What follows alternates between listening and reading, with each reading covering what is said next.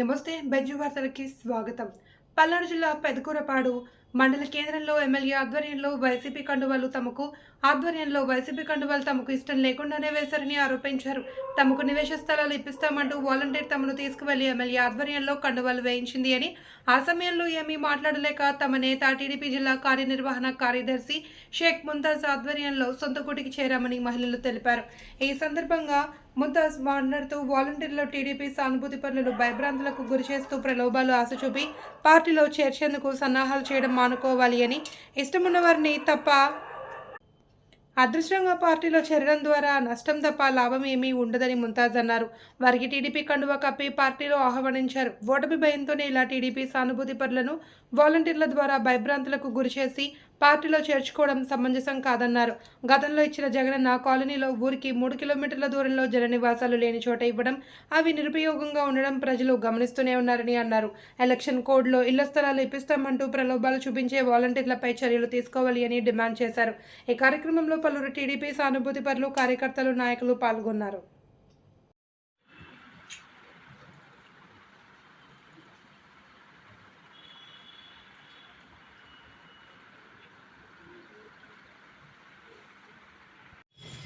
మరి నిన్న సాయంత్రం 6:30-7 మరి మాజీ ఎంపీటీసీ తెలుగుదేశం పార్టీ నాయకులు మరి వైసీపీలో చేరడం జరిగింది.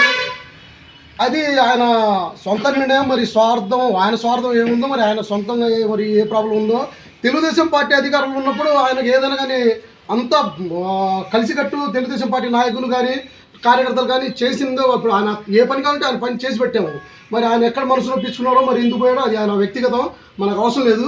అయితే ఆయనతో పాటు పాపం కొంతమంది మహిళల్ని వాలంటరీ మభ్యపెట్టి ఇళ్ల స్థలాలు ఇస్తారు. ఎందుకంటే వాళ్ళకి ఇళ్ల స్థలాలు ఇప్పుడు దాకా రాలా. మరి నిన్నటిదాకా ఇళ్ల స్థలాలు రాలేదు. నోటిఫికేషన్ ఇస్తే ఇళ్ల స్థలాలు ఎట్టిస్తారు? మరి ఆ వాలంటీర్ ఎట్టు చెప్పింది? మరి కొద్ది బుర్ర ఉండాలా? నోటిఫికేషన్ ఇచ్చాక ఇళ్ల స్థలాలు నిన్నటిదాకా 3 సార్లు చూడలేదు. 3 చనిపోయినాక 3 సార్లు చూస్తాడు. ఎక్కడి నుంచి చూస్తాడు? అందుకని ఏదో మభ్యపెట్టి మాయమాటలు చెప్పి నిన్న పార్టీ కార్యక్రమం, వైసీపీ కార్యక్రమం తీసుకెళ్ళిన లేడీస్ని ఏం చేశారు? పాప ఆడల్ని దండాలు వేసి పార్టీలో చేరాము, మీరు పార్టీలో చేరారు అన్నట్టు వాళ్ళ పాపం దండాలు వేసేదా తెలియదు. మేము ఎందుకు వచ్చాము? అసలు ఇళ్ల స్థలాలు ఇస్తారంటే వచ్చాము, కానీ ఈ పార్టీలో చేరే కార్యక్రమాలు ఏందని కొంతమంది వచ్చేసారు. కొంతమంది పాపం అమాయకులేమో ఏం చేయాలో అర్థం కాక భయపడి ఆడ నిలబడ్డారు. మరి ఇందాక మీరు చూశారు, వచ్చారు, మళ్ళీ అయ్యా మాకు ఇది చెప్పి తీసుకెళ్లారా వాళ్ళు, చివరికి ఏమో ఇట్లా చేశారని అన్నారు. అయితే ఒకటి, ఇళ్ల స్థలాల గురించి వచ్చింది కాబట్టి పాపం ఆడవాళ్ళు అంటున్నారు కాబట్టి, మీరు చేసిన తప్పు మీరు స్టార్టింగ్ నుంచి నేను చెప్తూనే ఉన్నాను. మీ ముఖ్యమైన నాయకులకి ఏమో రోడ్డు పక్కన ఊరి దగ్గరికి ఇచ్చారు.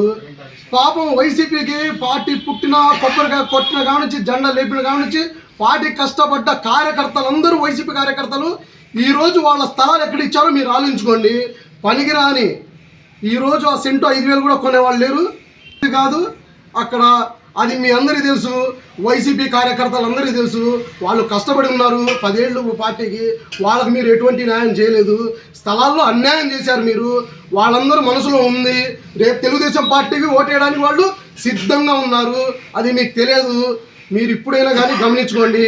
మీరు ఇట్లాంటి కళ్ళబుల్లి మాటలు చెప్పి ఆడవాళ్ళని మభ్యపెట్టి ఈ మెడలో దండలు వేసినంత మాత్రాన మీ ఓట్లు మెజార్టీ రాదు. రేపు భాష్యం ప్రవీణ్ గారు 2024 అంటే రేపు మే 13వ తారీఖున భారీ మెజార్టీతో పెదకూరపాడు కాన్స్టిట్యున్సీలో మంచి మెజార్టీతో గెలవబోతున్నాడు. మీరు అలాంటి కళ్ళబుల్లి మాటలు చెప్పి కార్యక్రమాలు చేస్తూనే ఉండండి. అయితే ఒకటే చెప్తున్నా, వాలంటీర్ వ్యవస్థ ఒకటి చెప్తున్నాను, మీరు ప్రజలకు సర్వీసు చేసే ఒక వ్యవస్థ. ప్రజలందరికీ పెదకూరపాడు గ్రామంలో ఎంతమంది ప్రజలు ఉన్నారో, అటు వైసీపీలో కానీ టీడీపీలో కానీ మీకు అసలు పార్టీలతో సంబంధం లేదు.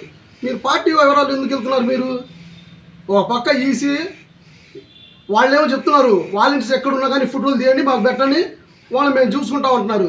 కానీ మేమేందంటే అందరూ కలిసిమెలిసి ఉంటున్నాం. ఇక్కడ బయట వాళ్ళు ఎవరు లేరు, అంతా సొంత వాళ్ళమే. అందుకని మేము ఎందుకు వాళ్ళ మీద అని మేము చూసినట్టు వెళ్తుంటే మీరేమో ఇలాంటి పార్టీ కార్యక్రమాలు దూరి, మీకు ఇందాక మా అమ్మాయి ముంతాజ్ చెప్పింది, మీకు ఏదైనా ఇష్టం ఉంటే వాలంటరీ ఉద్యోగాల్ని రాజీనామా చేసేసి మెడలో వైసీపీ కణాలు కప్పుకొని మీరు మీ పనులన్నా చేసుకోండి, మీ చావు మీరు చావండి.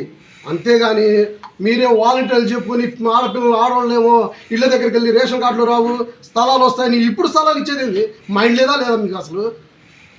అందుకనే మీరు ఇలాంటి పనులు మానుకొని తెలుగుదేశం పార్టీ కాదు, కాంగ్రెస్ కాదు, టీడీపీ కాదు, కాంగ్రెస్ కాదు, మీరు ప్రజలకు ఏ విధంగా మంచి చేయాలి, సేవ చేయాలనేది ఆలోచించుకోండి. ఇప్పుడు ఒకటే చెప్తున్నాను, ఇంకొక నెలలో ఎలక్షన్ అయిపోయింది, తెలుగుదేశం పార్టీ గవర్నమెంట్ అధికారంలో వస్తుంది. చంద్రబాబు గారు మీకు వాలంటరీ ఒక్కొక్క వాలంటరీ 10,000 శాలరీ పెంచుతాం అంటున్నారు. అది కొద్దిగా మనసులో పెట్టుకోండి. మీరు 5,000 కాదు, రేపు చంద్రబాబు గారు ముఖ్యమంత్రి అయితే వాలంటరీకి 10,000 శాలరీ అన్నారు. ఎందుకు పోగొట్టుకుంటారు చేతులారా? అందుకని సైలెంట్గా ఉండి, మీరు కూడా ఏదైనా మంచి మనసు ఉంటే తెలుగుదేశం పార్టీకి ఓటేయండి, భాజపా గెలిపించండి. ఇంకొకసారి ఇలాంటి పనులు చేస్తే వాటికి తెలుగుదేశం పార్టీ కార్యకర్తలు, నాయకులు మీ మీద వాటికి మంచి యాక్షన్ తీసుకోవాలని రెడీగా ఉన్నాము. నాకు ఈ అవకాశం ఇచ్చిన మా తోటి మిత్రులకు, మీడియా మిత్రులకు ధన్యవాదాలు తెలుపుకుంటూ. నిన్న ఏప్రిల్ 15వ తారీఖు శంకర్రావు గారు పెదకూరపాడు గ్రామం ముస్లిం ఏరియాకి రావడం జరిగింది. కొంతమంది వైసీపీ తెలుగుదేశం పార్టీ సానుభూతి పరులు వైసీపీలోకి వెళ్ళటం జరిగిందని ఆయన వచ్చారు. సరే, ఆయన వస్తే వస్తారు, ఎవరిష్టం వచ్చినట్టు వాళ్ళు పార్టీలో జాయిన్ అవ్వచ్చు, స్వేచ్ఛా హక్కు ఎవరికైనా ఉంది.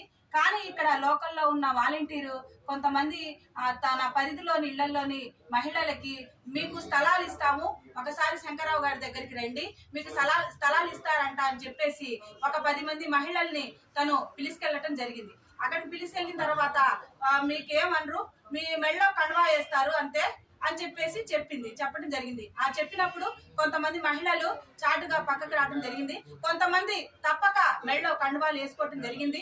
వాళ్ళకి వెళ్ళి నేను విషయం మాకు ఇట్లా తెలీదు, మాకు వాలంటీరు ప్రలోభ పెట్టి తీసుకెళ్ళిందని చెప్తూ వాళ్ళు మా దగ్గరకు, ఎందుకంటే వాళ్ళు తెలుగు పార్టీ సానుభూతులు, ఆ తెలుగుదేశం పార్టీ సానుభూతి పరుల్ని వాళ్ళ పార్టీలోకి లాక్కొని మా పార్టీలోకి వస్తుంది చెప్పుకోవటం కోసం శంకరు ఈ కార్యక్రమాన్ని చేపడుతున్నారు. ఎవరైనా వాళ్ళు ఇష్టపడి ఓటు వేయాలి, ఇట్లా పెట్టి తెలుగుదేశం పార్టీకి వెళ్తే తెలుగుదేశం పార్టీకి ఓటేస్తే మీ పింఛన్ రావాలంటే వైసీపీ ఇవ్వాలని చెప్పేసి వాలంటీర్లు అందరూ కూడా చెప్పబడుతుంది. వాలంటీర్ హెచ్చరిక ఏదన్నా చేయాలంటే మీకు మేతోనే అసలు మీనటువంటి అయిపోయింది. అసలు మీరు రాజీనామాలు వైసీపీ కార్యకర్తల లాగా జనాల్లోకి వెళ్ళి ఓట్లు అడుక్కోండి కాదనట్ల. ప్రభుత్వ ధరం ప్రభుత్వ సొమ్ము తీసుకుంటూ వాలంటీర్లు వైసీపీ కార్యకర్త చేయటము చాలా దురదృష్టకరం. ఎందుకంటే మీరు వచ్చి బయటకు వచ్చి మీ పార్టీ జగన్మోహన్ రెడ్డి గారిని, శంకర్రావు గారిని ఓట్లు వేయదలుచుకుంటే ఓట్లు వేయించుకోండి, అంతేగాని తెలుగుదేశం పార్టీ సానుభూతి పరుల దగ్గరికి వచ్చి ఇలా చేయటం మంచి పద్ధతి కాదు. మరి వాలంటీర్లు జగన్మోహన్ రెడ్డి గారిని చూసి, శంకర్రావు గారిని చూసి ఇంకా దౌర్జన్యాలకు కూడా పాల్పడుతున్నారు. వాళ్ళు ఎలా పాల్పడుతున్నారంటే రాష్ట్రం మొత్తం కూడా చూస్తూ, అసలు శంకర్ అవి చేశాను రూపాయల్లో గవర్నమెంట్ హాస్పిటల్ నేను ఎక్కువ కట్టినాను, ఆ గవర్నమెంట్ లో ఇప్పటి వరకు అలా ఉంది, వాళ్ళు చేసిన కూడా దాంట్లో పని లేవు. ఇటు పక్క సచివాలయం అనేది ఓపెన్, సచివాలయంలో సిబ్బంది లేదు, సచివాలయానికి తాళం వేది.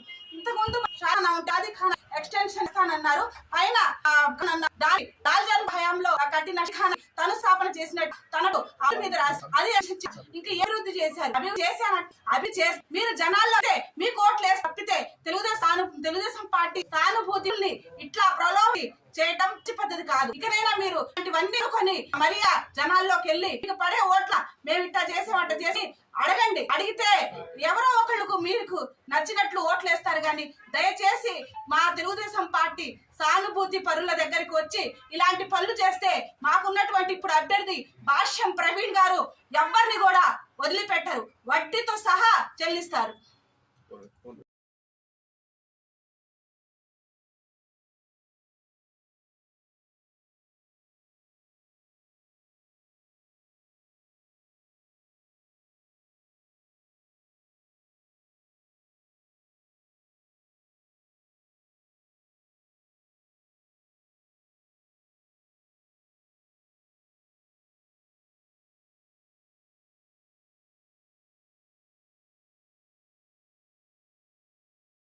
వాలంటీరు ఏ విషయం మీద మిమ్మల్ని పిలిచారమ్మా? ఇళ్ల స్థలాల కోసమా? అంటే గతంలో మీకు రాలేదా? అంటే అది ఇప్పిస్తామని చెప్పేసి అన్నారా? ఎలక్షన్ కోడ్ ఎట్టిస్తారని అడగలేదా మీరు? అయితే ప్రస్తుతం పెదకూరపాడులో 630 పైన ఇళ్ల స్థలాలు ఇచ్చారు. ఈ విషయంలో ఎస్సీలకి, ముస్లిం మైనార్టీలకి ఉపయోగం లేకుండా సౌడు భూములు ఒంటి రెక్క సిగ్నల్ దగ్గర ఇచ్చారనేది చాలా ఆరోపణలు జరుగుతున్నాయి. ఉన్న స్థలాలే నిరుపయోగంగా ఉంటే మళ్ళీ కొత్త స్థలాలు ఇస్తామంటూ ఆశలు పెట్టేసి టీడీపీ కార్యకర్తలను లాక్కుంటున్నారని చెప్పి మన దగ్గర ఉన్న మేడం గారు చెబుతున్నారు. ఈ విషయం ఆ మాటలో విందాం. ఇప్పుడు దాకా ఇచ్చిన స్థలాలే అవి నిరుపయోగంగా ఉన్నాయి. అవి మంచి స్థలాలు కాదు. ఎక్కడో పొలాల గట్టున దాటున లోపలికి ఊరు నుంచి చాలా కిలోమీటర్ల లోపలికి ఇచ్చారు. కొంతమంది నాయకులకని ఇక్కడ షాదీద్ ఖానా దగ్గర ఇస్తే వాళ్ళు అమ్ముకోవటం జరిగింది. ఇప్పుడు మనం చూసుకున్నట్లయితే కొంతమందికి ఇచ్చిన స్థలాలకు ఇచ్చిన వాళ్ళ దాంట్లో వాళ్ళు ఇల్లు కట్టుకుంటే దాని పట్టాలే ఇప్పుడు దాకా ఇవ్వాల జగన్మోహన్ రెడ్డి గారు. దాని పట్టాలే ఇవ్వని అతను ఇప్పుడు కొత్తగా ఈ 20 రోజుల్లో ఏ స్థలాలు ఇస్తారని చెప్పేసి వీళ్ళు మభ్య పెడుతున్నారో మాకైతే తెలియట్లా. వాలంటీర్లు వీళ్ళు తెలియని ప్రజలకి ప్రలోభ పెట్టి మీ పెన్షన్లు పోతాయి, మీకు ఇళ్ల స్థలాలు రావు, మీకు ప్రభుత్వ పథకాలు ఏవి రావు, ఆసరా రాదు, అమ్మ ఒడి రాదని చెప్పేసి ప్రజల్ని చాలా భయభ్రాంతులకు గురి చేస్తున్నారు. ప్రభుత్వం ప్రజా స్వేచ్ఛ, మనం ఎవరికైనా ఈ ప్రజాస్వామ్యంలో ఎవరికి ఇష్టం వచ్చిన వాళ్ళకి ఓటు హక్కు మన అంబేద్కర్ గారి రాజ్యాంగం, అంబేద్కర్ గారు మనకు హక్కు అనేది కల్పించారు. ఆ హక్కును కూడా వీళ్ళు కాలరాసి రాజారెడ్డి రాజ్యాంగాన్ని వీళ్ళు అమలు పరుస్తున్నారు. ఇక్కడ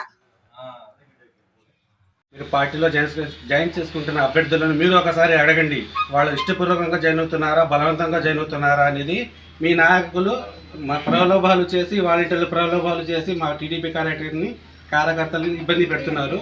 మీరు జాయిన్ చేసేటప్పుడు మీ అభ్యర్థులు అడగండి ఒకసారి, ఇష్టపూర్వకంగా జాయిన్ అవుతున్నారా లేక బలవంతంగా జాయిన్ అవుతున్నారా అని. మీ కార్యకర్తలే మిమ్మల్ని బదనాం చేస్తున్నారు. ఇదే నా సంగతి. మాలిక ఒకరని చెప్పారు, వాళ్ళు మన కుటుంబ సభ్యులే. కాకపోతే జీతాలు ఇచ్చేదేమో గవర్నమెంట్ ఏం కాదు, అది అందరి సొమ్ము, వాళ్ళందరికీ పని చేయాల్సిందే. ఒక పార్టీకి ఫేవర్ చేస్తే ఇబ్బందులు వస్తాయని ఏసీ చెబుతానే ఉంది. కానీ వాళ్ళకి ఆ పిచ్చి ఎందుకు ముదురుతుందో అర్థం కావటం లేదు మనకు కూడాను. వాళ్ళు కూడా జాగ్రత్తగా ఉండి జాగ్రత్తగా మసులుకుంటే రేపటి రోజు ఇబ్బందులు పడకుండా చూసుకోండి. అందరూ కుటుంబ సభ్యులే. అలాగనే సేగేసుకొని వస్తే పరిస్థితి